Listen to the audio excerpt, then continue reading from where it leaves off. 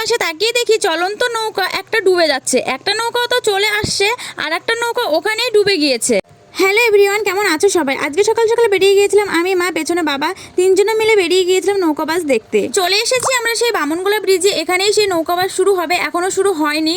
তবে প্রতি বছর আমরা আসতে একটু লেট করি বলে এবছর বাবার বকা শুনে একটু তাড়াতাড়ি এসেছিলাম। আর এসেই দেখছি ব্রিজে কোনো ভিড়ভাট্টা ছিল না, শুধু পুলিশরা দাঁড়িয়ে ছিল আর সবাইকে বলছিল যে এবছর এই ব্রিজে কাউকে দাঁড়াতে দেওয়া হবে না, কারণ প্রতি বছর ব্রিজে প্রচণ্ড ভিড় হয়, গাড়ি ঘোড়া চলাচল করতে পারে না, তার জন্য এবছর কাউকে ব্রিজের ওপরে দাঁড়াতে দেওয়া হবে না, সবাইকে নিচে নামতে বলা হয়েছিল। তারপরে সবাই মিলে চলে গিয়েছিলাম একটা কেকের দোকানে, এখান থেকে একটা কেক নিয়ে নেব। কিন্তু বাস দেখতে এসে আমরা কেক নিচ্ছি কেন সেটা দেখতে হলে আমার পরের ভিডিও ফলো করতে হবে।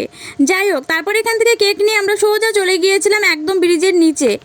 এত পরিমাণে ভিড় ছিল যে দাঁড়ানোর জায়গায় পাওয়া যাচ্ছিল না। পেছন দিকে ছিল বাবা মা দাঁড়িয়ে, আর আমাকে একটা কাকুর নৌকাতে তুলে দিয়েছিল যাতে আমি নৌকাগুলো ঠিক করে দেখতে পারি। আর এখানে আমি নৌকার উপরেই দাঁড়িয়েছিলাম। এই প্রথমবার আমি নৌকায় করে দেখব নৌকাবাজ, তাও আবার এত কাছ থেকে। আর এইদিকে সব নৌকাগুলো যাচ্ছিল স্টার্টিং পয়েন্টে। তারপরেই শুরু হয়ে গিয়েছিল ছোট নৌকার টান।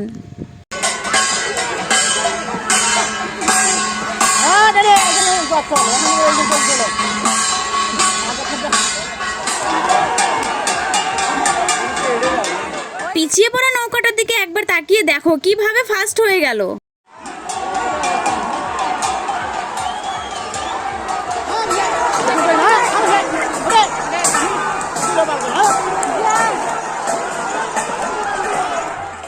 শুধু নৌকাবাজ দেখলেই হবে নাকি, একবার মানুষের ভিড়টাও দেখো, কি পরিমাণে ভিড় হয়েছে, মানুষে পুরো গিজগিজ করছে।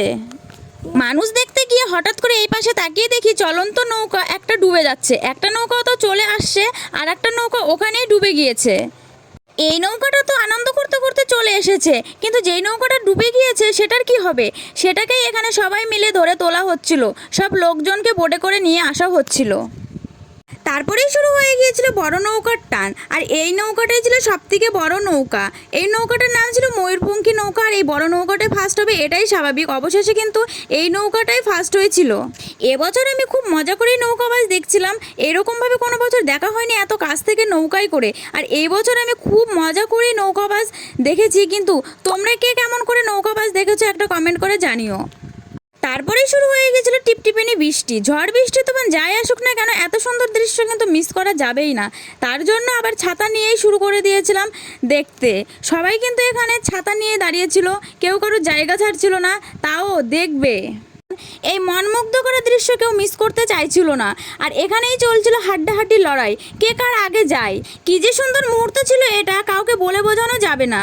নৌকাবাজ এখানেই শেষ হলো। আমরা এখন চলে যাচ্ছিলাম উপরে, টিপ টিপ করে পড়ছিল বৃষ্টি।